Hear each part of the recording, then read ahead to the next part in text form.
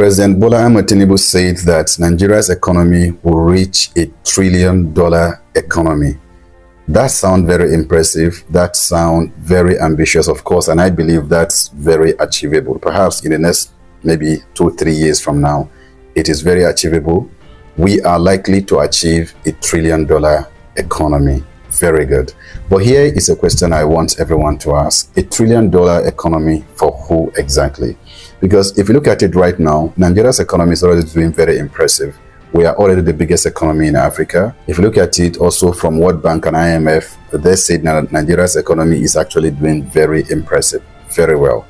But if you look at it critically, you will understand that right now we have about 139 million people that are extremely poor.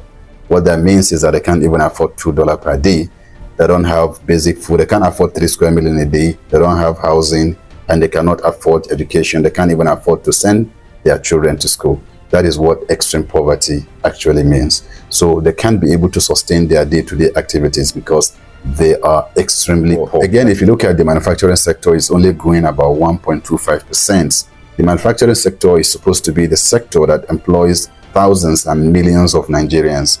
But if you look at it, you will see that the manufacturing sector only grows about around 1.25%. The sectors that are doing very well are the oil sector, the banking sector, the telecommunication, and housing, and then a few others. But if you look at the manufacturing in general, the manufacturing sector only grows about around 1.25%, which is not good because the manufacturing sector employs more Nigerians than the oil sector, than the banking, the housing, and the communication.